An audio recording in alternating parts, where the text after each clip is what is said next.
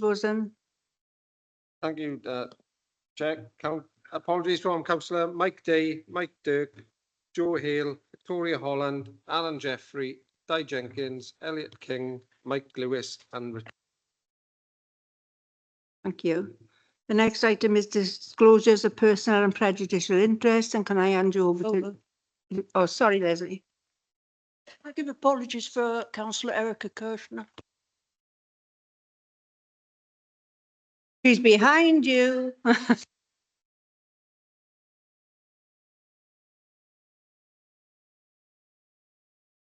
Councillor Fogarty. Sorry, could I give apologies for Councillor Sarah Keaton? Thank you. Put your hands up. Okay. Okay, we move on to the personal interest and disclosure of personal prejudicial interest. I'll hand you over to Lucy. Evening all. In relation to agenda items 8 and 9, you do not need to declare an interest if you are a member of those committees. In relation to agenda item 11, if you or a person with whom you live or any person you're in a close association with is affected by the HMO policy, then please consider whether you need to declare an interest. If you do need to declare an interest, then please complete the required form. Councillor O'Connor.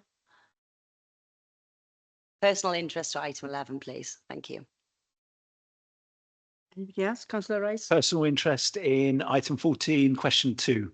My employees receive some of those grants. Thank you. Anyone online? No? Okay.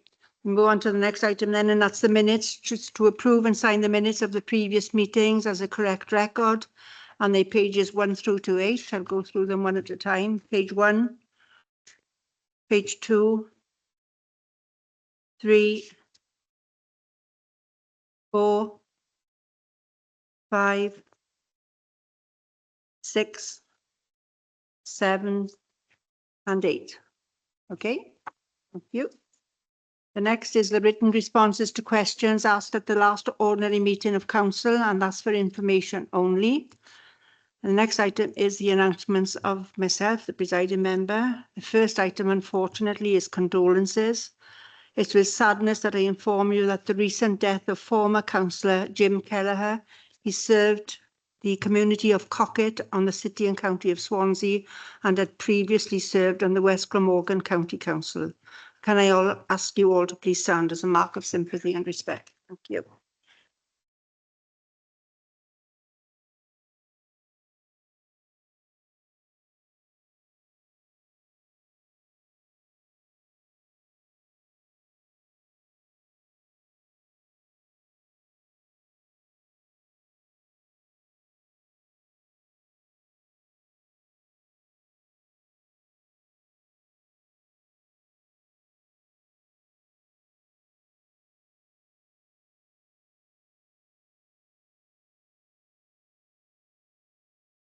Okay, thank you.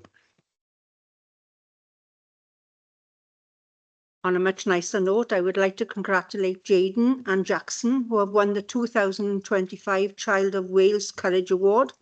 They sadly lost their mum last summer through suicide, but have shown phenomenal strength and resilience. The role of Leanne and Christian Crowley, who have been their foster carers through Foster Wales Swansea since 2020, have been pivotal in this, and they have provided high quality care, commitment and love to these children, helping them to heal.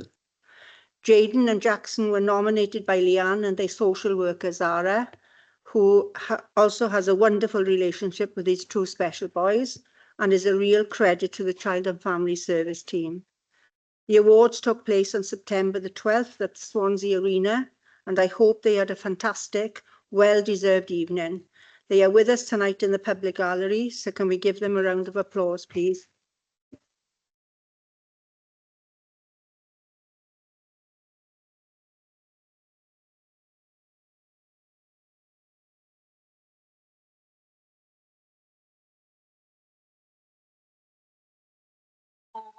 Hey!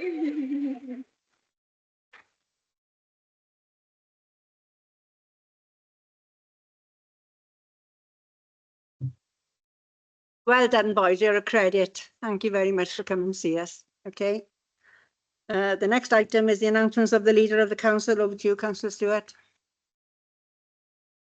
Thank you, Presiding Member. Firstly, to pay our respects and condolences following the terrible terrorist attack today in Manchester on the Jewish holiday of Yom Kippur.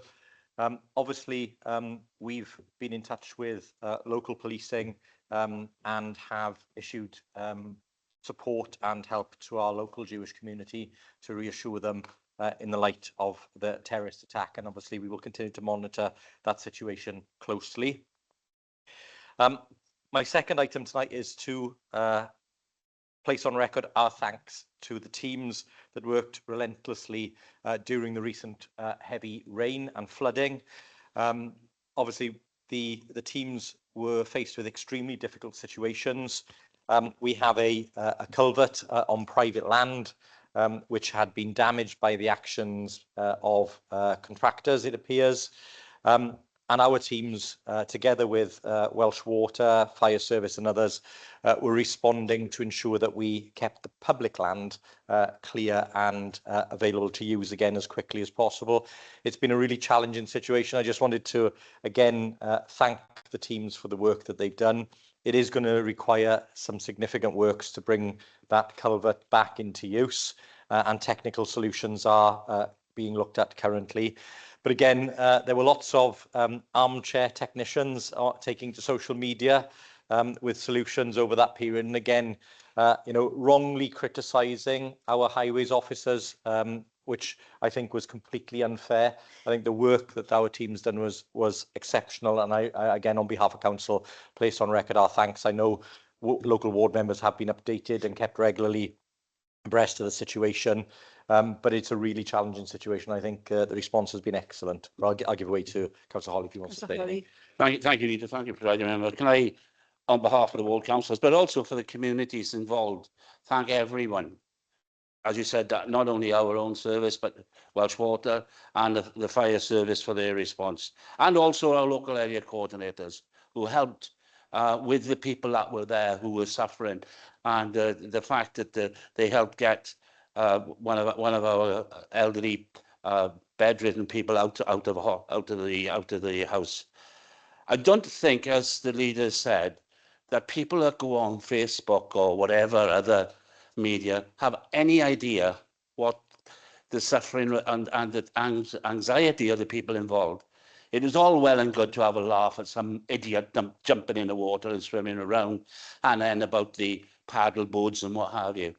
But the real problem with the people and the fear that they had, I wish people would be very careful what they put on things. And I thank you, Leader, for allowing me to say a few words and thanking everyone involved in that nasty situation. And we hope to have it resolved very quickly. Thank you. Yeah, thank you, Councillor Holly. All agree with that, I'm sure.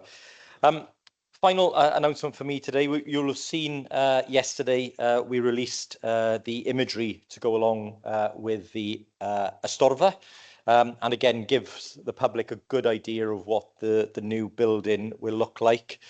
It will be home to a fantastic new central library, a children's library, and a range of local services, as well as a fantastic state-of-the-art archives. So we're on track to see that facility open before Christmas. And again, my thanks to the work that's been done by a number of teams to make this building. I know Councillor King has had his hands full trying to ensure that we get the right mix of operators in that building. I think there's been huge demand for services to go in there, but as we've said, it's a big building in the city centre. It's not a TARDIS, so we cannot continue to add services in there. But I think when people get in and see the range of services we've got, and the finish in the building and that wonderful new facility in the city centre, it'll be a real asset. And again, interventions like this have helped stabilise the position of some of the larger traders in the city centre. Certainly Marks and Spencer's, I think, have made a decision to stay in their current location for the foreseeable future. on the basis of the investments that are going on around it. And again, very different to the situation and determination they've made in other areas, including East Talbot recently. So again, very pleased to see that going forward, and I hope members will have the opportunity to visit that in due course and see a fantastic delivery there. So thank you, Chair. Thank you, Leader. The next item is public questions. We haven't got any, I believe, Gareth. Okay. The next item is the Governance and Audit Committee Annual Report, and I believe Paxton Williams, you're taking it. Thank you, Madam Presiding Member. Sadly, I'm introducing this report today as a chairman who would normally have been here has recently suffered a family bereavement.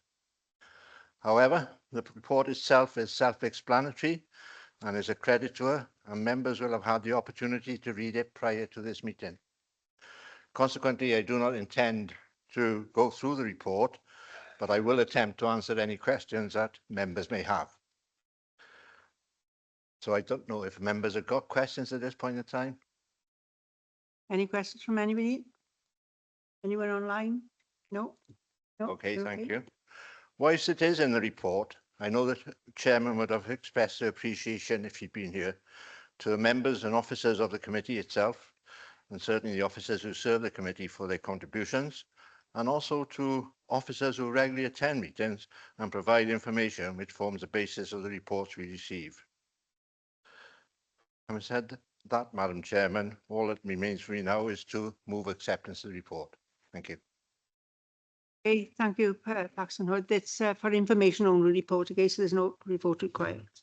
Okay, the next item is the Scrutiny Annual Report for 24-25. Councillor Black, is Councillor Black online? He's online. Okay. I'm online, Chair. Over to you, Councillor Black. Thank you very much. Can I first of all start by thanking all the councillors who've taken part in scrutiny over the last year. You'll see from the report that attendance across scrutiny activities was 71% of councillors, with 68% of backbench members involved. And meetings with the direct public input has actually risen to 26%, and 23% of meetings actually attracted media coverage. Just a couple of points I want to highlight from the report. The inquiry panels have been very successful. The Community Assets Inquiry Panel presented its final report with findings, conclusions and 14 recommendations to Cabinet for decision, and Cabinet accepted or partly accepted 79% of those recommendations. And currently we are looking at other inquiries as well. Just wanted to also highlight the Care Inspectorate Wales has praised the constructive challenge provided by the Adult Services and Child and Family Services Scrutiny Performance Panels, which of course is very useful in terms of keeping an eye on social services and how that is performing. And I think all credit to those panels for the work they are doing. In the coming year, we'll be completing an inquiry into grants and also launching a new inquiry on the cost of living and community resilience, alongside targeted working groups on heritage protection and restoration, street scene, taxi services, public toilets and business support and performance. So can I just again thank everyone who's taken part, urge any councillors who haven't engaged with scrutiny to do so, and obviously I'll be here to answer any questions which members may have of me and the report. Thank you, Chair. Thank you, Councillor Black. Any questions for Councillor Black? None online?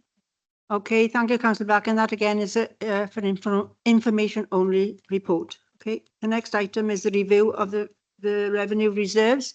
And can I call on Mr. Ben Smith, please?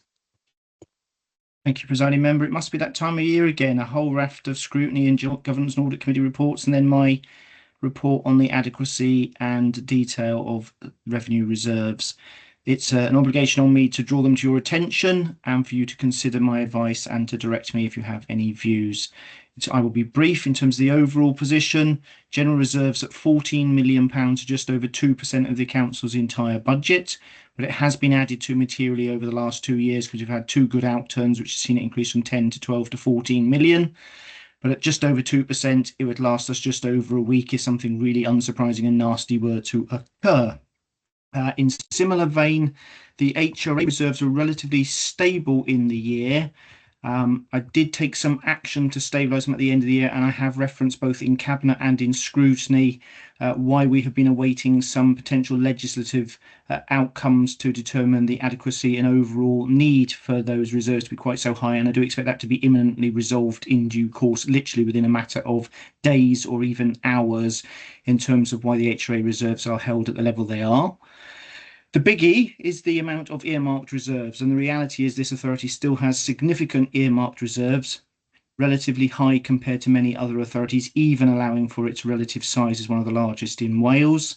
The earmarked reserves are set out in a summary table, and is often my wont at this point in time. Given I gave you advice in March around the adequacy and use of reserves, I adopt a neutral stance and propose no changes.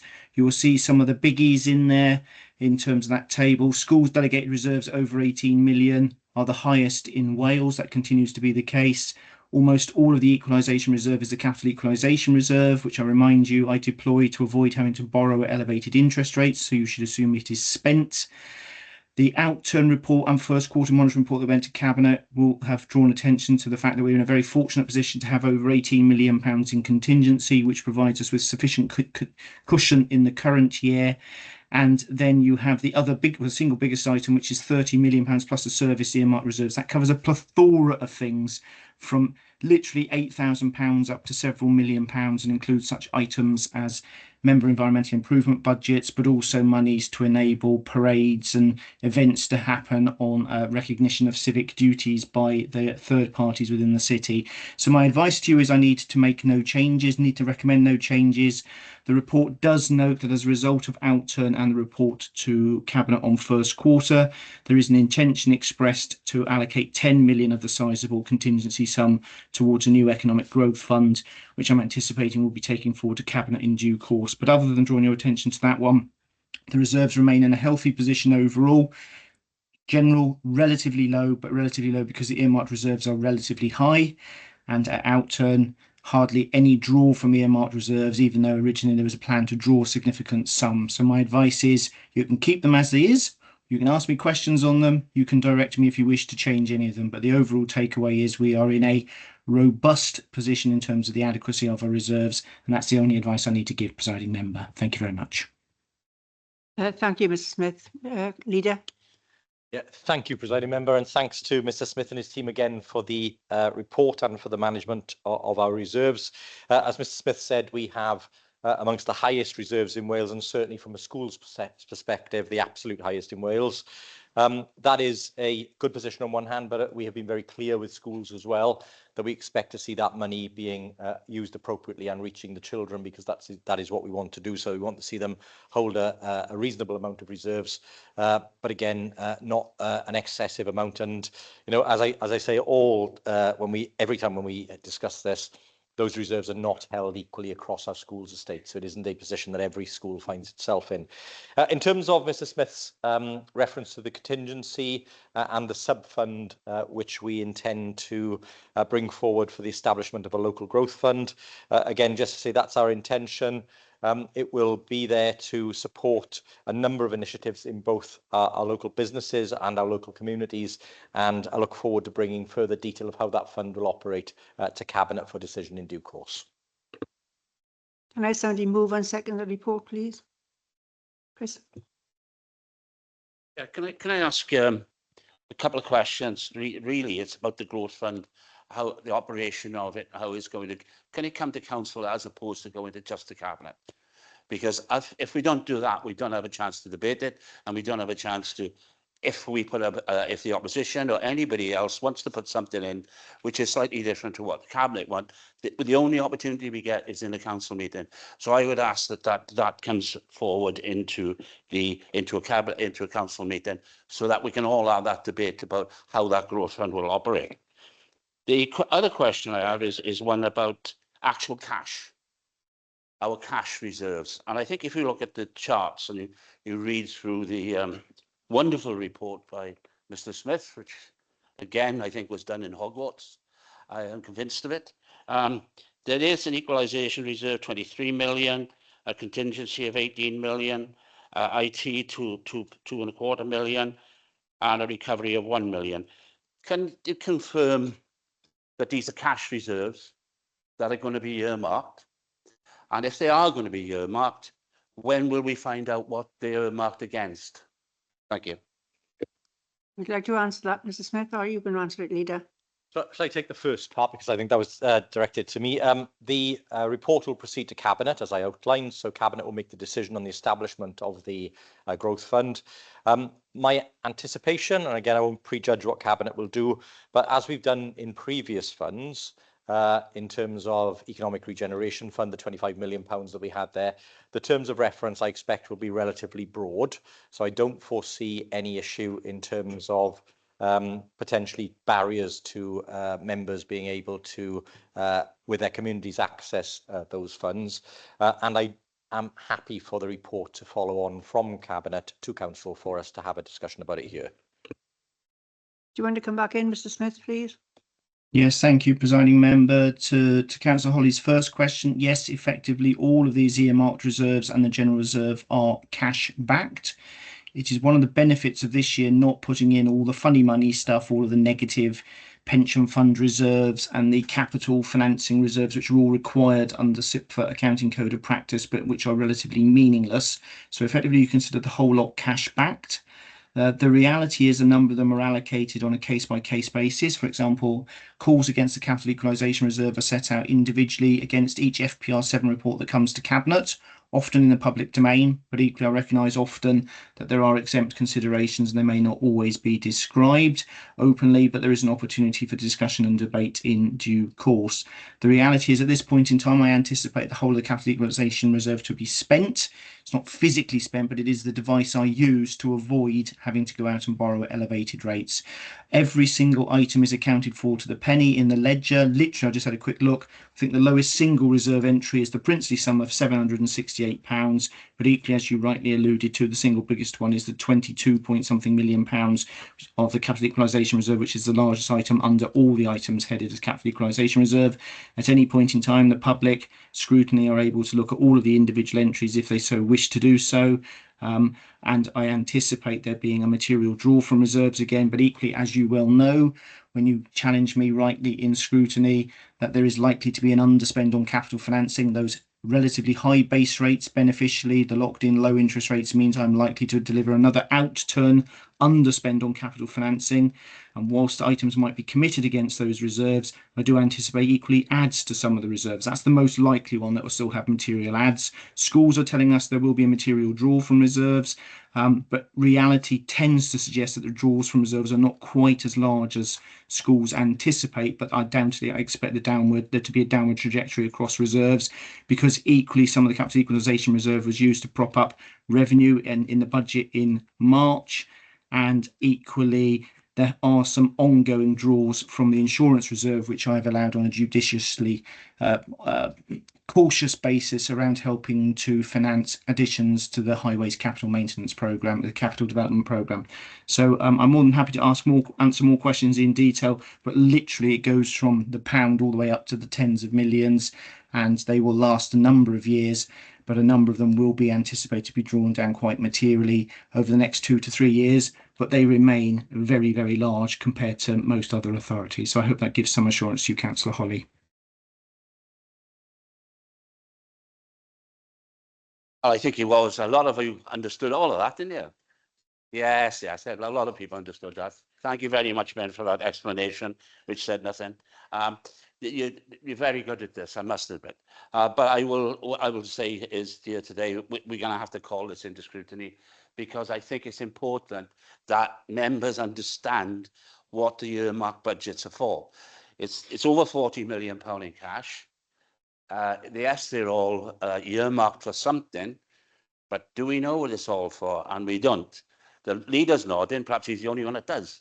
Well, I think it's, there's another 200,000 people out in the city who may like to know where 40 million quid is going. So I think we will have to call it in, and I think we need to have a better explanation in the future about, if we got all this cash, what are we going to do with it? Thank you. Councillor Lewis. William, sorry. Thank you, Apologies. Presiding Member. I'm very happy to second the report. I'm very happy to welcome the earmarked reserves for the digital transformation programme, over £2 million. We know exactly where that's going, and that is essentially an invest to save for this authority to move us forward, to modernise and make efficiencies and make best use of our resources, which are clearly our frontline workforce. So we know exactly where those are going, just to reassure Councillor Hawley. Thank the Cabinet Member for that response. I heard that response 20 odd years ago about service at Swansea. So we were going to invest in digital because that was going to make it far more efficient, and which we've been criticised, I know, but we haven't been criticising you, Cabinet Member, because we guarantee that it's Play going to work. nice now, Councillor Holly. Councillor Rice. Exactly. You must be feeling better, Councillor Holly. Thank you, Presiding Officer. A couple of questions about the earmark reserves for 151 Officer. The first one is to do with the insurance reserve allocation it has there. I just want to know when the insurance reserve was last reviewed and the calls on the insurance reserves and the impact they had on setting that level.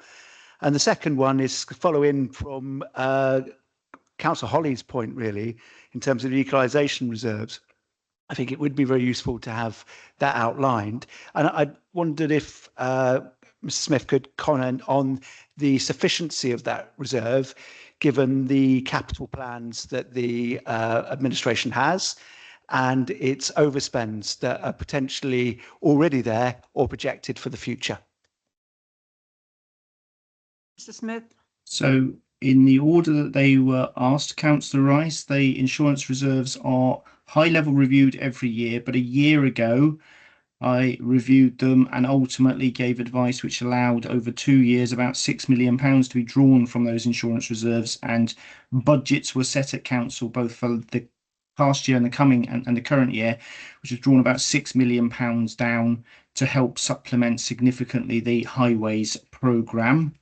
It remains under review because we obviously self-insure an awful lot of our own liabilities, and so I am satisfied that they are appropriate and adequate, but it is always in the gift of all members come budget setting to try and give me another tickle to see if there's any more that can be released potentially to fund aspirations on specific things that essentially are one-offs, and normally supporting elements of the capital programme or significant maintenance programmes.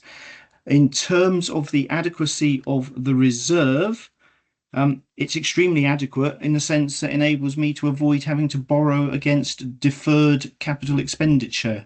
You have heard me give advice in the Chamber for several years that commitments have been made to up to £50 million worth of additional general fund spending, and also an outlined schools Sustainable Communities for Learning programme over the next 9 years of a very substantial sum of money.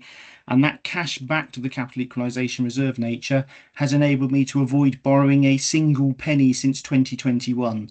You will recall I borrowed the tranches in 2018 and 2021 at super cheap chips rates, and I have managed to avoid all of going out to market for any new debt, which is currently above 6% from the PWLB. I do anticipate it is extinguished and committed, and I've given advice to scrutiny previously and to council that in terms of my previous MRP review and the deferral strategy, that it would last through to about 2030. It's always a bit at the margin because it does depend on the pace of spending, pace of slippage. It does also include the risks around where there are overspends, but at the moment I consider them to be perfectly adequate because they are achieving the effect of me avoiding having to borrow at very, very expensive rates. I'm sure there was a third question. I've already forgotten it. So if I haven't answered, Councillor Rice, please do correct me and remind me if there's a third question you're expecting answered. No, that's fine. That addresses most of the questions. I think the key question was about the fact that the capital programme appears to be growing, so the pressure on the equalisation reserve would grow as well. Okay, Thanks for clarifying that. Thomas. If I may come back in, Presiding Member, yes, thanks for clarifying that. And so in which case I should advise that though the programme is growing, the agreed, published and supported by Council MTFP medium-term financial plan factors in additional borrowing requirements over the life of the medium-term financial plan to service the currently agreed amount of additional borrowing for the general fund and potentially for the first phases of schools. That will continue to be kept under review, given that interest rates have proven to be very, very sticky, which has been very, very helpful for in-year budget monitoring for me to be able to report surpluses, but quite disadvantageous when it comes to hoping to be able to ultimately externalise that debt. So you can be assured, Councillor Rice, that although the programme is growing and it would otherwise put pressure on that capital equalisation reserve, I do expect it to be added to in the current year because the variable rates are in our favour. But there will be a need to externalise debt, and that will be at fixed rates, likely to again be from the PWLB, but I'm waiting until they are at a much more palatable level than they currently are. Thank you. Thank you, Mr Smith. Councillor Will Thomas. Thanks. Just following up on that, actually, I got an extra question. The Public Work Loan Board, do we have to borrow from there, and aren't there more advantageous rates other places? My other questions, though, our school reserves, obviously it's a very good situation we find ourselves in with the best reserves in Wales. I'm just wondering how that came about. Is it our schools in general being prudent, or is it any policy or something the council has done that's enabled that to happen? My third question, I think I know the answer to this, but I do ask it every year just to make sure that there's no change really, nothing to be alarmed about, that our reserves are all in short-term gilts or money market funds, and none at high risk, in high risk accounts, such as the Icelandic situation that happened several 20 odd years ago now, I suppose it is. But yeah, just checking that as well. Thank you. Again, presiding member, I'm happy to answer all three questions and then see if the leader wishes to come in on top. You're right, Councillor Thomas, I don't have to borrow from the PWLB, and some of my predecessor treasurers did borrow from other sources. Any potentially authorised institute with a UK operation is allowable. History has suggested they didn't turn out to, over the benefit of hindsight, to have been the best rates over the long term, albeit they were done at the best rates at the time.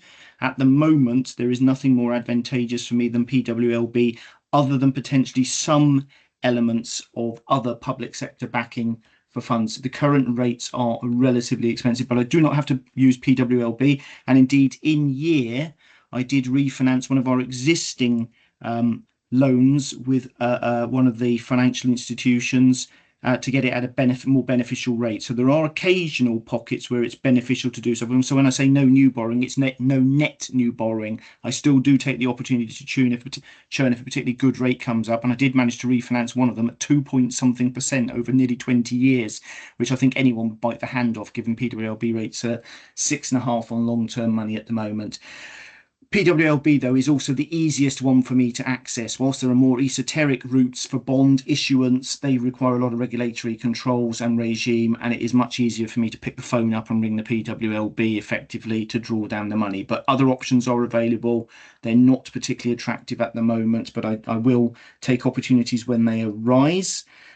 In terms of do we do anything too fancy with where we put the money? Absolutely not. Rest assured, I am constrained by regulation as to what I can do with it, and it is all in short term, up to 364 days, all only with authorised deposit taking institutions. Nothing fancy, nothing risky. Famous last words. They are risk assessed against counterparties, and finances are always fine until something goes surprise, etc. But there is nothing that I would consider in any way, shape or form esoteric. I will never chase the rate of return for an extra margin of 0.25% for anything that gave me any sleepless nights. I do not have sleepless nights with who are counterparties I'm lending to the surplus cash in the short term. Your third one was around nice to have schools reserves at the highest. Is there any reason why? Yes, there probably is, one of which is we intervened last year in meeting with head teachers and put in an additional £11 million worth of one-off money, 7 million use of the school's ICT reserve, which is us holding the reserve to replenish all IT kit in schools, and £4 million worth of continued energy support.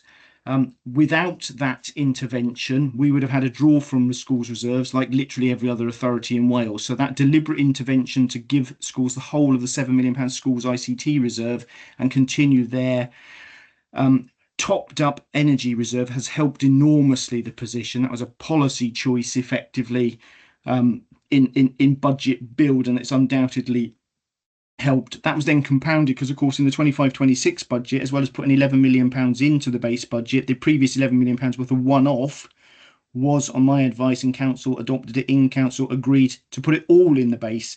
That has undoubtedly strengthened the school's position. So it doesn't just happen by accident, but you are right. And when you see authorities around us, there will, in very short order, be it'll be quite apparent and aware from the public when the school's reserves position on the Welsh basis is published on the 24th of October. I think you can be absolutely certain it will be very, very stark in terms of the position that many authorities very nearby to us find themselves already in negative schools reserves, which will complicate them setting the 26-27 budget. But some of it was definitely designed by intervention. The leader may wish to add a little bit more on that one, but I think that would probably suffice for me from technical advice. Councillor Thomas. Thank you, Mr. Smith. Councillor Philpott. Hello. Did you want to speak, Councillor Philpott?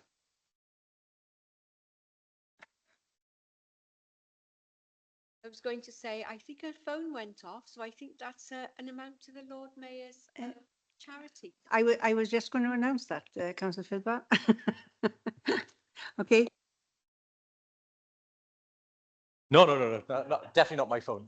No, just to add to what Mr. Smith said and finish off the response to both Councillor Thomas and to Councillor Rice. I think, as Mr. Smith alluded to, I still struggle why there's such a misunderstanding about the mechanism around the capital equalisation reserve. It's a fund that's continually drawn from and replenished. It's something that gives Mr. Smith, as he said, the flexibility to be able to deal with the bumps, I guess, in the spend, and it helps to smooth things out. So it's a really helpful facility that Mr. Smith set up, and it will continue to be one that we will continue to draw from and replenish as we go along. So it's really useful. The other part is, of course, as Mr. Smith alluded to, he doesn't have to borrow from PWLB. I think we've had this debate previously. He has been taking decisions to repay some of the risky LOBO loans that were taken out during the time of the previous administration. Now, we had the debate previously about whether it was a political decision or an officer decision. I think we're clear it was a decision made by previous treasurers. But I'm really pleased to see the interest that's been taken by people like Councillor Rice now in the way in which we run our finances, when it appears he was less interested perhaps in the time when he was in the previous administration, because he clearly didn't know much about the LOBOs until we fetched them up in the previous meeting. In terms of the schools position, I think it's really important as well that we understand, as Mr. Smith said, this was a political choice.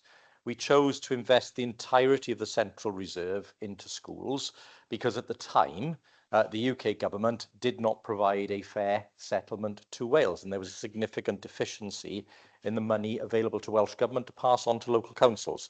So we decided to use as a one-off our reserve.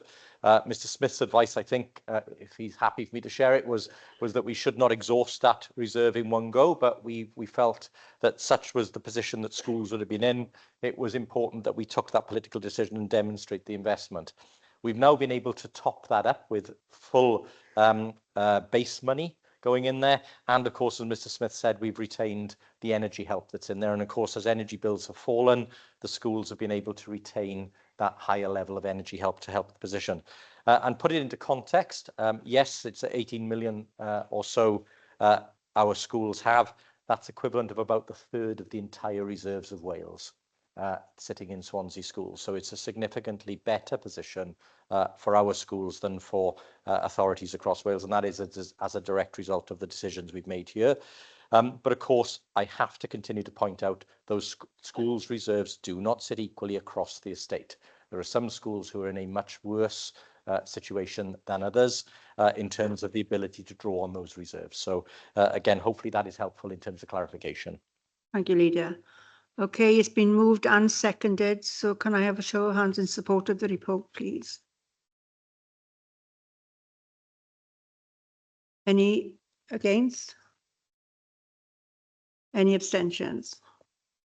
Okay, that's carried. Thank you very much. The next item is the houses of multiple occupation. the licensing policy. Can I call on Councillor Hopkins, please? Yeah, thanks, Presiding Member. What I would like to do, the purpose of the report today is to agree the proposal renewal of the HMO licensing, including mandatory licensing for the whole of Swansea and for additional licensing in Castle and St Thomas and waterfront wards. What I would say, there will be extensive consultation on this. I think what we are trying to do, within the context of the importance of the proposed changes, what we are looking at is limited licensing times. If there are issues, we can manage problems by reducing the time of the licence is issued. We're looking at change of licensing conditions, including stipulating that licence holders must ensure all fixtures and fitting and appliances are used for the occupier, maintained and in good condition and safe repair. Addition specific to energy efficiency, carbon monoxide alarms must be fitted, and conditions to waste enhancement. So I think there's a considerable amount of work gone into this. If you look in paragraph 15, the draft report went out for the draft went out for consultation on the 12th of December 24. We had a huge amount of consultation went out, but only 6 responses, which you can see in Appendix B. And I would, at this point, like to thank Alex Marks for the work that she's put in her team. I think they did a fantastic job. So I'd like to move the report. Thanks, President Member. Happy to take questions. Please. Happy to second. Okay. Oh, Councillor Black, sorry. Yeah. Thank you, Chair. I just had a couple of questions because I'm not quite clear in terms of how the transition works on this. I noticed from the responses to the consultation and our responses to their responses that this is not going, these changes to the licensing conditions will not apply to existing licenses, presumably to new licenses. So the question is, when will these changes actually apply to the existing licenses? At what stage do they actually get pulled into this? Obviously the CO2 detectors particularly, but also some of the other issues as well. And how does this impact HMOs in wards which don't have a mandatory or a local licensing scheme which apply to them? Just those couple of questions, Chair, if I may.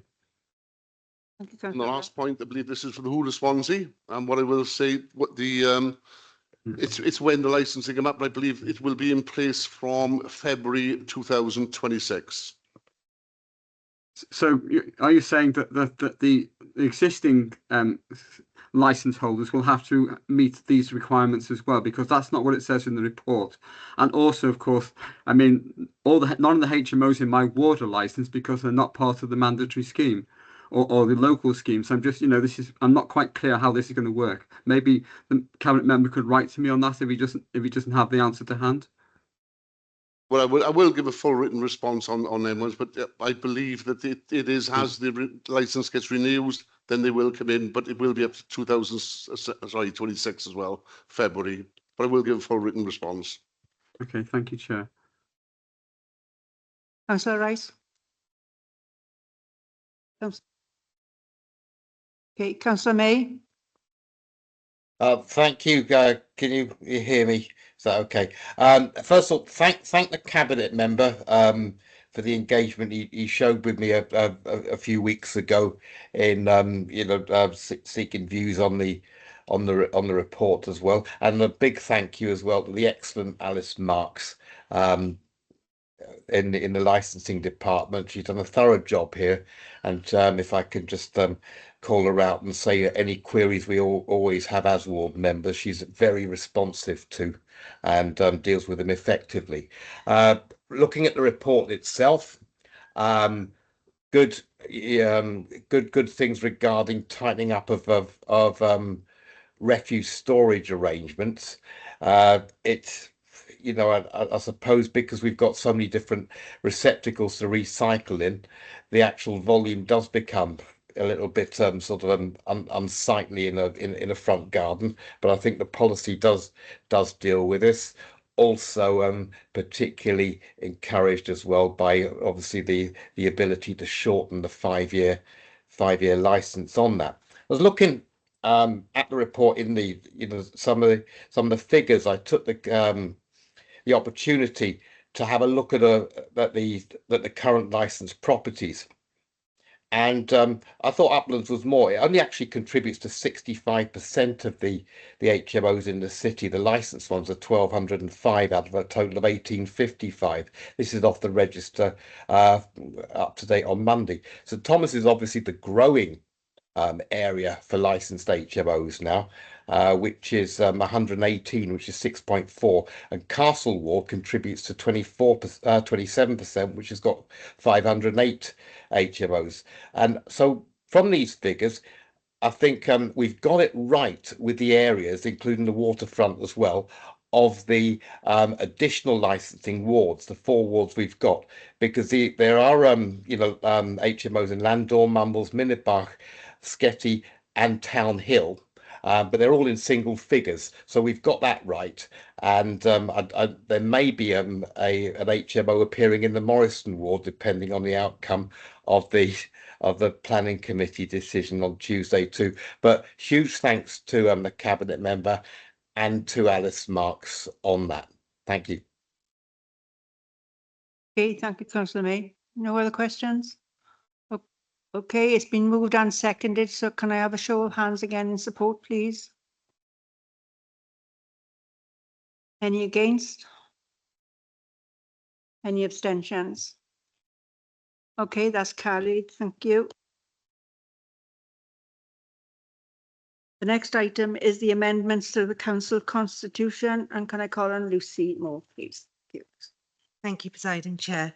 The purpose of the report is to make amendments to the council procedure rules, in particular councillors' questions.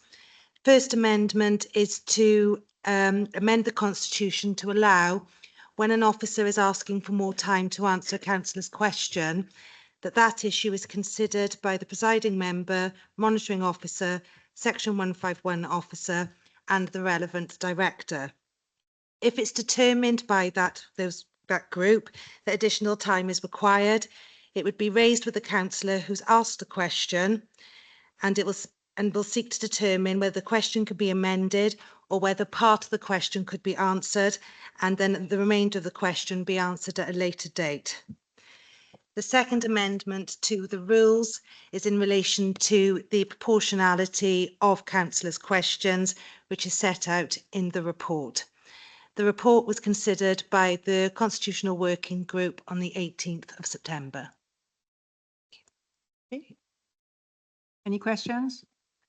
Chair, very happy to move the report. Okay, thank you. Seconder? Okay, it's been moved and seconded. There's 3 recommendations there. I'll take them as one if that's okay. So everybody in agreement with the report, can I show of hands, please? Anybody against? Any abstentions? Okay, that's carried. Thank you very much. The next item is membership of committees, and can I call on Councillor Hopkins, please? I think you're going to read out the nominations, David. Thanks, Presiding Member. What I would like to do is move Democratic Service Committee, delete. We got Lib Dem vacancy, so I'm asking to add Councillor Susan Jones.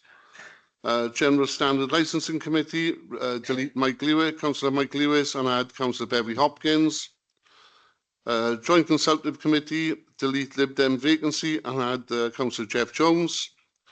And delete Planning Committee, delete Andrew Williams and add Councillor Adam Davis.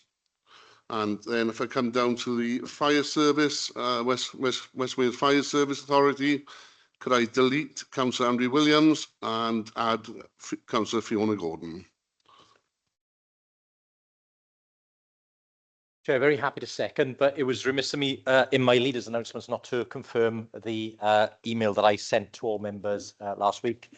Very grateful for both Councillor Andrew Williams and Rebecca Fogarty joining Cabinet. I will endeavour to circulate their new responsibilities to all members very shortly, and obviously those appointments will be for the period of 6 months, and we will review and obviously, as we've done previously, wish Councillor Francis Davis a speedy recovery. Okay, and I think on behalf of us all, if you can pass on our regards to Councillor Francis Davis. Thank you, Councillor Stewart. Okay, that's been moved and seconded again. Can I have a show of hands, please, in support? Any against? Any abstentions? Okay, that's moved. So we now move on to councillors' questions, and the first one is from, sorry, first. Yeah, I'm just trying to find the first one. Okay, the first one is from councillor Mike Day or councillor Jeff Jones. I don't know who's speaking. Yeah, thank you, presiding member, and thank you to the cabinet member for the reply. You state in your reply the wording when departments vacate premises and have no use for them. With particular reference to home farm, can you give some indication as to the time frame for this? And that a full consultation process will be put in place to consider its future use. Thank you. What I would say in this is, obviously, we're nowhere near disposal of the site or even looking at disposal of the site. What we will do is review it at the time, and we will obviously talk to the local members at that particular time. Thank you. The next question is from councillor Mike Lewis or councillor Wendy. Oh, sorry, councillor Locke first, and then I'll bring you, councillor Fitzgerald. Right, my question is, as home farm is an integral part of Singleton Park, which in turn is part of very many people's lives and their well-being, I understand that plans have already been drawn up to redevelop the site for housing. Will the cabinet member confirm this? Thank you. That is untrue. I think, I don't know where that has come from, but absolutely reject that suggestion. There are no plans for housing. There were plans previously on home farm, I think, which were historic and were debated at the time when previously home farm was considered for repurposing. At this point in time, as Councillor Hopkins has said, we're in the process of relocating the compounds out of their current locations into a new site up in Llansamlet. That process will take some time. As is the case with all council assets, once they become vacant and surplus to the department's use, they are then on the potential disposal list. That is the process. But given the nature of home farm and the interest that we had previously from both the community and local members, as Councillor Hopkins said, there will obviously need to be conversations about what that future use could be. But I reiterate, there are no plans and there are no firm designs or anything else around housing, so that is completely untrue. Councillor Fitzgerald, you wish to speak? Oh, question two, okay. Okay, so we move on to question two then, and that's from councillor Mike Lewis or councillor Wendy Lewis. No supplementary. Thank you. Councillor Fitzgerald.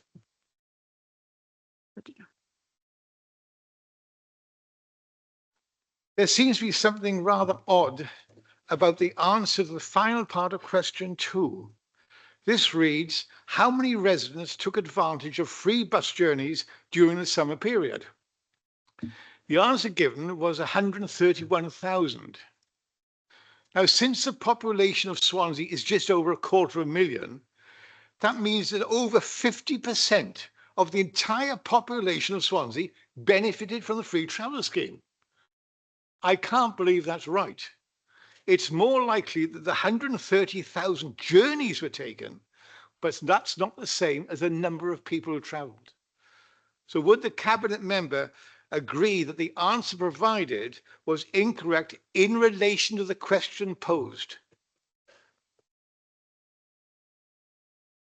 You've got me all confused now. Because it said 131,000 residents.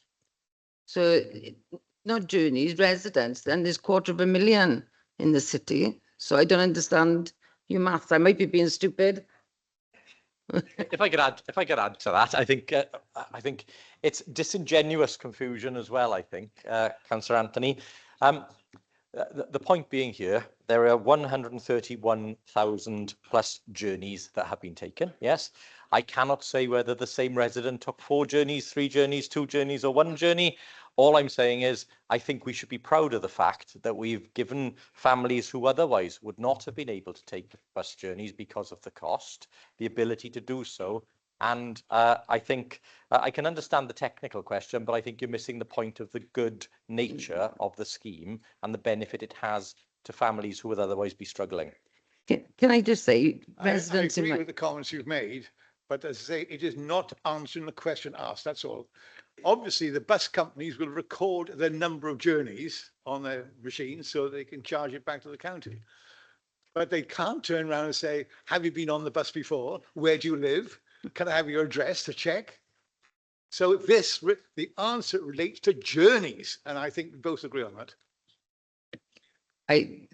yeah, all right, I don't know. Pedantic somewhere. Tomatoes. Do you know what I mean? The reality of it is that all the residents in our wards who have used the free buses have benefited. And you can see the sea if you go up the hill at a distance in the wards, looking through gaps, but you can see the sea. But the children in my ward, a lot of them can't get there without this offer. They can't come into the city centre. They can't do anything because it costs far too much to come in. So I don't know, it's a bit of pedanticness, and it really, I think, you know. But, Thank you. Councillor Mary Jones.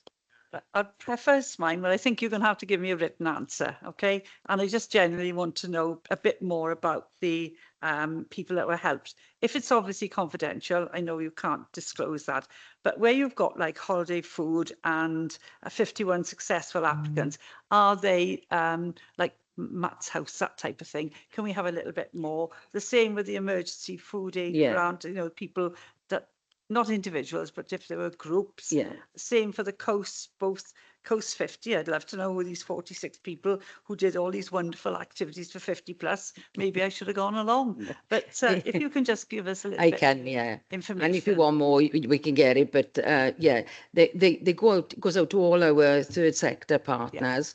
It goes within Coast, and that goes within the council as well. Do you know what I mean? But it predominantly out there, it'll always go to the food banks, Matthew's house, everybody that we know are connected, all the asylum seekers, you know, the support there. So there's a whole list of where it will always go out to. That list is growing each year of where more and more people are getting, waiting for the grants, over, you know, relying on the grants and everything. So it's not individual applicants, it's individual organisations, you know, but those organisations then, you know, they are where we get these large numbers of like 75,000 children being fed and things like that.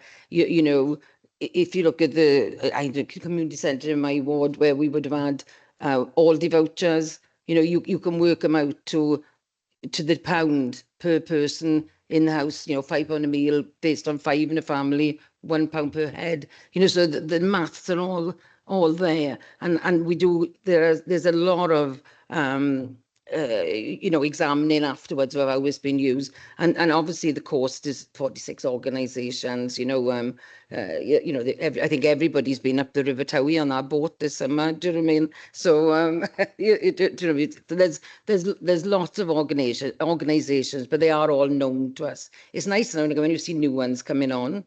Yeah, you know, the men's shed up at me applied this year for things, you know. So it is getting out there and people are getting more confident because the officers are really good at supporting people and the grants are really simple. You haven't got to write much in there. You just have to say what you want, you know, what you're going to do and how many people it's for. And lots of the things are things that already currently take place, but they can't provide food or they can't go and do anything else. It's all, you know, so it's been brilliant. Thank you, Alison. Criticising, I just wanted to know, you know, how we can break down. I'll give you a written answer. You can see all the organisations. It's not confidential. It's all open there. Councillor Phillips. Thank you, Chairman. I'm grateful to Councillor Fitzgerald for his question. As what I thought was the only pedant on the council, I'm grateful that because I've been feeling rather lonely for the question. But is the Cabinet member aware whether Councillor Fitzgerald is able to state whether 131,000 people didn't take advantage of the bus service?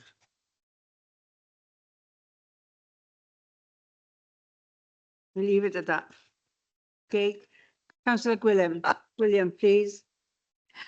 Thank you, Presiding Member. I just wanted to add, Councillor Anthony did a very robust answer there, but in addition to that, lots of the coast activities go on the council website.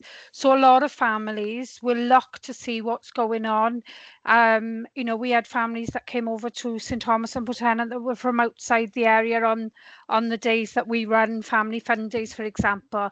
And it's really a lifeline. They actively seek out the activities that they know are going to be free or low cost, because as we know, the cost of summer holidays is enormous for families, and a lot of families feel pressure about trying to provide a fun summer holiday for their children.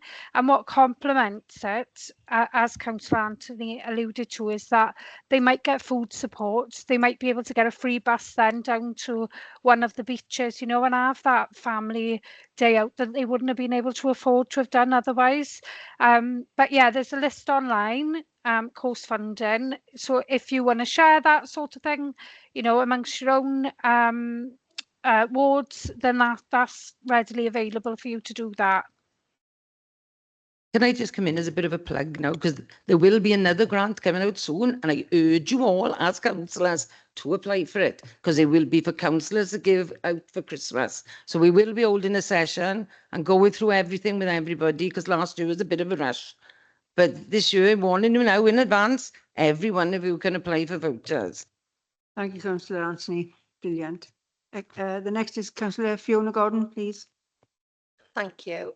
Would the Cabinet member agree that it would be impossible to quantify the added benefits, the knock-on positive effects of, for example, groups of older, maybe isolated, vulnerable people who got together in Bryn Melyn Community Centre for warm hubs every week, groups of people who got together in Mount Pleasant Hub for art activities where they cooked soup together and ate together and shared food together. As you said, family fun days in Davata Community Centre that brought families together that otherwise wouldn't have been able to attend, you know, those events. So yeah, would you agree that it would be really difficult to quantify that? Thank you for that. It's interesting because Councillor Gwilym and I were down the Senedd last week. Swansea University had carried out research and used Swansea as an example for the warm spaces. We call it Swansea spaces. We don't like to emphasise the fact that, you know, you're saving on your heating and coming into things. So we tend to put them out as in, you know, an activity sort of thing. You know, there was some excellent feedback down there, and we got into conversations and everything. And I used a Gleis example of a small community centre that had groups running in it, but didn't really open to the community as such for events, you know. And they'd had a warm spaces grant, and they'd done bingo and food. It was called bingo and cowl the first time, but whatever, you know, it was bingo and food. And it's still going 3 years later, and it's like the highlight of the week for people.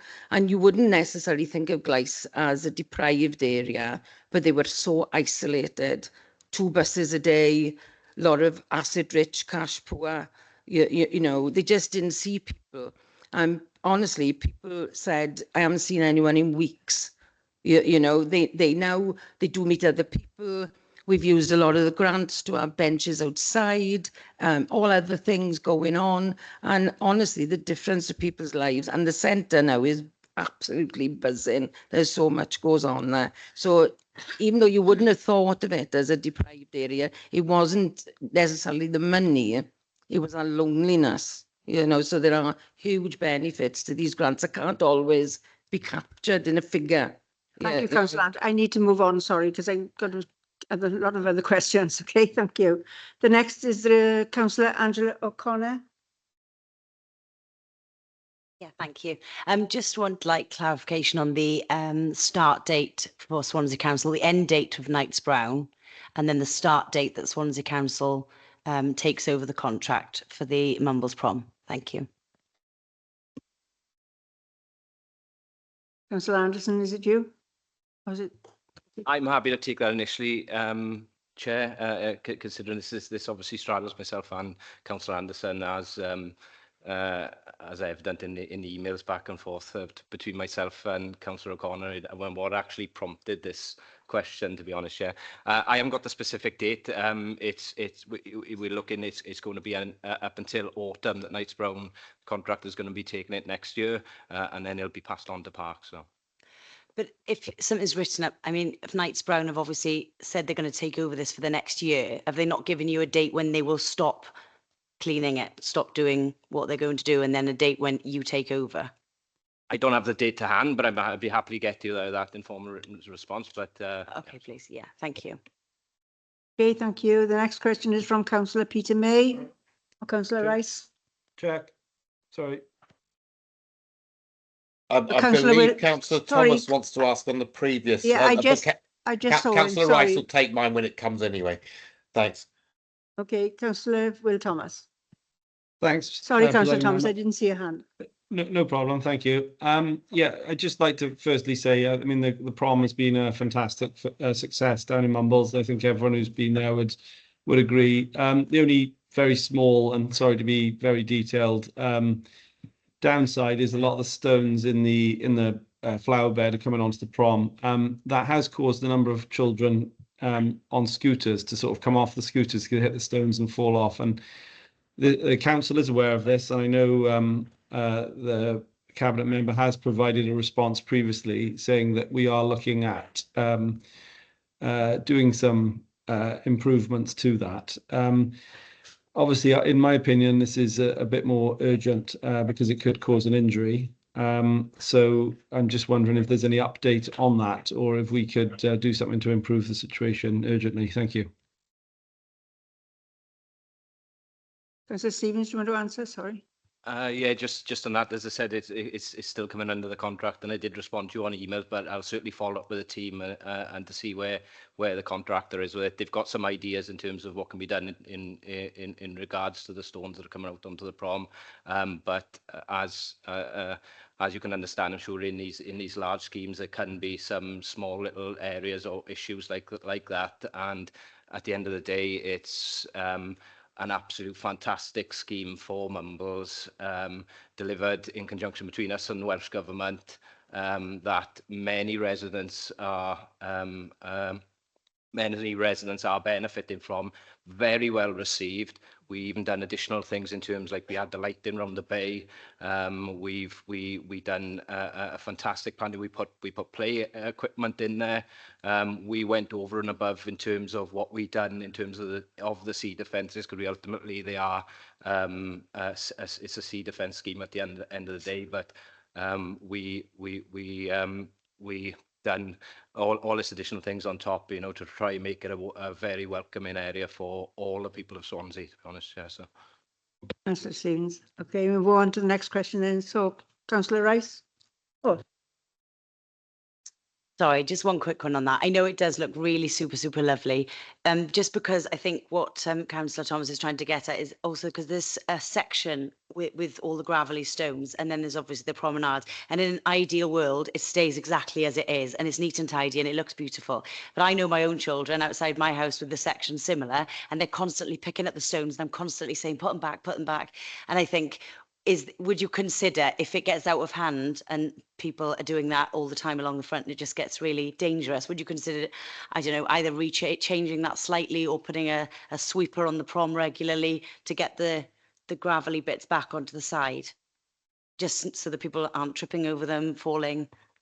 I know parents have got to tell their children not to do that, but just in case it did get out of hand. Thank you. Yeah, I've been down with my son and daughter myself, so but I won't comment on the additional sweepers once it's taken over at the moment, because it's for Councillor Anderson's area. But ultimately, with any scheme, you want to try and minimise the need for that additional thing. And the stones, I'm not going to. It is a little bit of an issue in terms of at the moment when they're coming out onto the prom. But it's something that is being looked at, and the teams have some stuff in mind, like fixing the surface, having a bit of a spray on top so they keep in, so they don't come over. We also need to be conscious of things like if we put, I think it might have been yourself or Councillor Thomas or someone said, in order to put a higher bit of the beds in order to stop them. Well, that could potentially present its own issues, but there are these little teething issues, and I have been down there myself, and there's many people on certainly on my side of Swansea and right around Swansea are using that prom daily. It's an absolute fantastic asset for the city, and it's great to see that we invested in that and done all the additional things on top. I mean, you're there at the opening yourself, so yeah. Okay, thank you. Right, we're ready on the next question. Councillor Rice. Thank you. Thank you, Leader, for your response. And it's good to see that the question also prompted JLL to update their website with the real availability of the positions in 71, 72. A few follow-up questions for you. I noted in your response that you believe that there'd be around 300 people in the 71, 72 by the end of this month. Is there any update on that? Is that the case? Is it now occupied to about half of the occupation rate expected for the future? And in terms of the council's benefits, wider than your perceived benefits of more people coming into the city centre through the 71 72 development, how much income does the council expect or propose to gain from the tenants over the next 5 years in gross and net amount? And when I say net there, I mean that's netted off against the additional costs which have been put into the building to get them to be accommodated within it. And I think, when would you know the final, or when do you expect the final cost of the building to be confirmed? Okay, so on the first one, I don't go to the building every day, so I can't tell you how many people are actually in there, but I do know that the tenants are in the process of fitting out the floors, and obviously they will then have their own occupation plans, which will mean that their staff will then move into that building. I can attempt to find out where we are in terms of the occupation, but that's really now for the tenants to manage that occupation as we go. In terms of the building itself and the commercial values, they may well be commercially confidential, but I'm sure we can find a way of providing Councillor Rice with the commercial rents that we charge for those. What I can say generally is that through the interventions that we've made in the city centre, the rents that we are receiving have risen considerably, and they are much closer to the level of viability that we want to get to for the city centre. One of the challenges that we've had as a city for many of the private owners of buildings in the city centre, which is why many of them lay empty or undeveloped or unregenerated for many years, was because having invested in those buildings, the operators or the owners would not have got the rental value back for the floor space. We have now seen that rise quite considerably, and again, we'll be able to share the exact values, I'm sure, with Councillor Rice on a confidential basis. In terms of the final cost of the building, I'm sure that will be done once the final costs are all in play and the project is formally closed. There will obviously be different elements to that in terms of city deal monies, council monies, etc. So we can lay all of that out. We do know that the economic impact we expect from the building is circa 38 million a year in terms of a positive value in terms of the city's economy from the development. So again, I think those figures have been laid out previously in terms of the economic business case, and again, those can be recirculated. But these all have positive aspects for our city centre. The one thing that we wouldn't have, if this was still an empty site derelict with no tenants, it would be having zero positive impact on our city centre. Thank you. The next question is from Councillor Chris Evans, please. Yeah, thanks for the response. The only question I've got really is, can we just make sure that we're as responsive as possible around places of worship and the multicultural hubs? You, Councillor Environment, Councillor Stevens, sorry. Yeah, that's perfectly fine with me. I mean, this was sorted pretty quick, and it was sorted at the beginning of September. To be honest, I was quite disgruntled in the fact that it had to be sorted. I mean,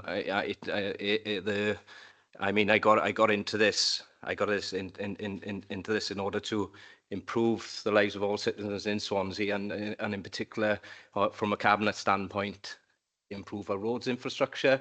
So it does certainly frustrate me when mindless acts of vandalism are being done to things like the roundabouts and having to waste public money, not only cause community tensions, but waste public money in the name of some nonsense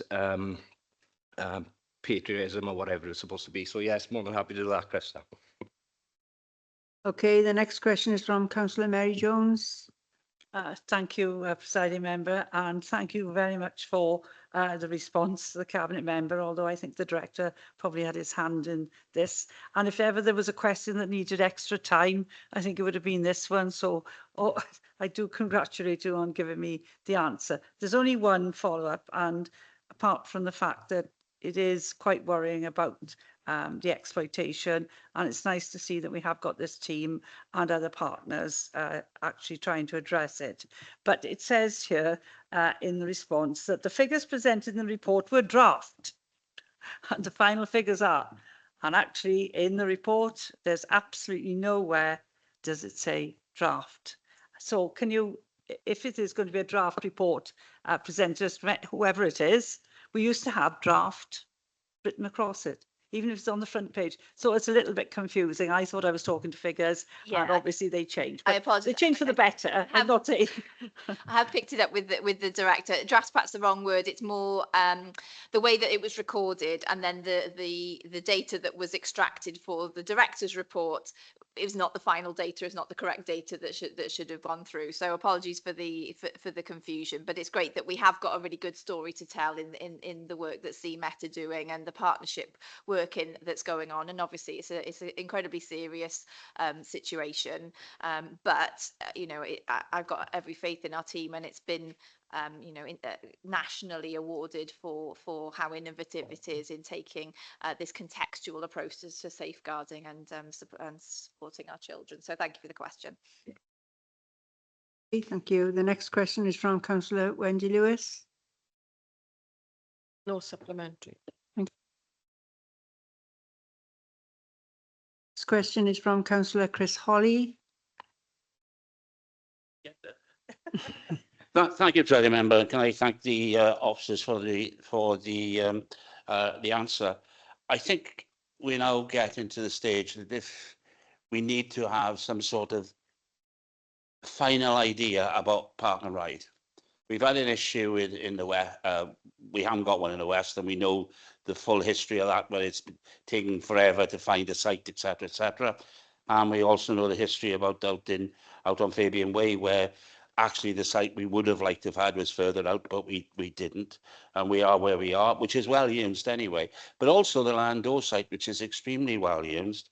And the concern is that if we don't find one soon and the development does start on Skyline, we are going to have some confusion over it. So I would urge the leader to redouble the efforts to look for another site and potentially a site with as close, if not closer than we can to the M4, because I think the important thing is park and rides are very, very successful where people can come off the motorway, park up and get on that bus, and more guided bus routes might be the answer. But in the meantime, if we can redouble our efforts to try and find another site, it would be beneficial and hopefully closer to the M4.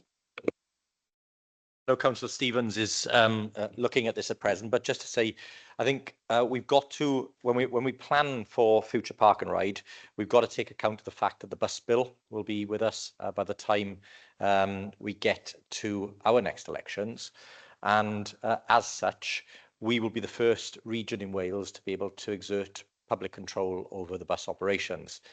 That will give us a great opportunity to expand significantly the amount of park and ride in the city, because one of the ways that we're looking at the moment could be turning all of our potential car parks into park and rides, where we allow people to get on buses from numerous car parks across the authority, not just strategic ones. And I think that will be a potential game changer in terms of allowing people to park at a much more convenient location and then hop on a bus in order to get to where they need to go. So that is something we're looking at as a model at the moment. And again, I think it's another benefit potentially of the new franchising arrangements that are being brought in by the Welsh Government's bus bill. So again, no firm decisions on that yet, but certainly I think it gives us an opportunity to do things we otherwise wouldn't have been able to do had the buses remained fully under private control. Thank you, Leader. The next question from Councillor Walton. Yes, thank you, presiding member. Would the leader expand a bit more on the answer given in the report and provide some further information on the growth of HMOs over a longer period? Thank you. Yeah, thank you, Councillor Walton. I'm happy to do that. I'm grateful for Councillor Hopkins giving the response in the report, but actually it doesn't tell the full story because, interestingly, when we've looked at the figures going back to 2007, it is really interesting in terms of the growth of HMOs that went unchecked under the previous administration, and I believe Councillor May was the cabinet member at the time. In 2007, there were 365 HMOs. 2008, that went to 762. By 2010, it went to 1,001. 2011 up to 1,203, and then by 2012 it was up to some 1,400. That gave us a growth rate of some 400% in HMOs between that period. And then, of course, we worked closely with the Welsh Government after that, not only to bring forward some HMO policies, which, again, I believe Councillor May was unhappy with at the time. We would have had, I think Councillor Hopkins reminded me, we would have had those HMO controls in place a lot earlier had there not been some delays brought to that process. And the growth for our period between 2012 and 2018 was just 16% in terms of HMO growth. And of course, we've had to, in the policy making part of this, legally allow for the growth of HMOs, because that is something the policy has to account for, which is, I think, where there was difference in the approach. And of course, we have supported the private sector in delivering purpose-built student accommodation in the core city centre. That has helped offset the need for HMOs to be created in family communities and for family homes to be converted into student accommodation. Students, as has sometimes been the case, should not be demonised. They are a valuable part of our city economy and city community. But I think it's absolutely right that we see students in purpose-built, good quality accommodation where we can then hopefully protect those family homes in communities like Uplands, St Thomas, Morriston, elsewhere, which Councillor Hopkins referred to earlier. So again, I think our record, Councillor Walton, in terms of dealing properly with this issue, arresting the growth in HMOs in areas like Uplands, we were far more successful than the previous administration in doing that. Thank you. Councillor May. Can I ask you to be brief, because we're over the 30 minutes? Yes, but I do actually need to come back on this, because yet again we've got an example of our dear leader creating a narrative, but unfortunately the facts aren't conversant with what he's saying on this occasion. I was not, in fact, the cabinet member responsible for HMOs. It came under the environment portfolio there. I was housing, which was council housing. So that's the first one we've got to get straight, and that's something you should know. So I think he's a bit naughty on that. If we're looking at the figures, these are license figures. So although it's inconvenient to Councillor Stewart's narrative, the reason that the HMOs, licensed HMOs grew is because we didn't have a licensing policy before, until the administration that I was a part of put one in place. Now, Councillor Stewart knows full well that in 2007, I asked, put a notice of motion forward to council to accelerate the facilitation of a youth classes order, which brought these controls in. I asked that in 2007, but Jane Davidson said no. England had this policy way before Wales did. So despite my request in 2007, and I can see Councillor Black nodding there because he was part of that assembly at the time. So let's get some facts right. So the fact that those figures are growing are a positive for tenant safety, because it means that those HMOs, which are always there in the first place, and there was a meeting in 2008 where I've got the minute, Councillor Stewart voted for it, to put the additional licensing policy there in the first place. The HMOs were always there, and I think the officer has actually eloquently described this in the answer to the question. I do have a supplementary question now. We've corrected Councillor Stewart and his misconceptions on this matter. And that one is, I think it's a bit unfair. We should really have a column for Castle Ward and St Thomas Ward as well, because although we feel very privileged and important that only Uplands Ward is mentioned there, in the interest of fairness, please could the Cabinet member supply a full table with the years, with the numbers in Castle and St Thomas Wards too, where applicable, please. Thank you. Just to come back on that one, I'm more than happy to correct the record if I misrepresented Councillor May's role. Again, I'm not sure that he'd made many interventions in council during that time, so I may have missed what he was responsible for. But apologies for that. I understand from the previous leader of the council, it was Councillor John Haig who had that responsibility at the time. But of course, I think the point remains that there was a significant growth in numbers, and I think Councillor May did well to try and explain that away, saying that they were always there and that they were a benefit to the community. I think I've never heard him say that before, but anyway. On the point about the answer, well, if he wishes to ask another question, I'm sure he can do, but we asked a question that has been answered by Councillor Hopkins. But in terms of Castle and St Thomas, I know that the figures for those wards were significantly less than the Uplands ward. And I think the policy that we fetched in at the time reflected that, because the thresholds in the policy take account of the fact that there is a much lower saturation of HMOs in those areas. So that's already covered, Councillor May. The last question is from Councillor Phillips. If we are going to correct the record, Leader, perhaps we could include mention of the fact that, which Councillor May has so obviously not referred to, is his intervention in the licensing process, where we were just about to include an increase in the restrictions and numbers of HMOs allowed, and Councillor May, well, successfully or unsuccessfully, depending on your point of view, intervened right at the end in order to change that figure, which meant the whole process had to be started again. And that delayed any means of actually managing the increase in numbers in whatever ward you wanted to look at in Swansea, not just the Uplands. Councillor May's interests always seemed to be the Uplands, but even he was asking questions that were, he was looking for a headline, not actually looking at the policy, which would have allowed, been the first step in getting much better control on the increase in numbers in HMOs across the city. And his intervention in respect of headlines in the Uplands ward actually put my ward and many others at a disadvantage.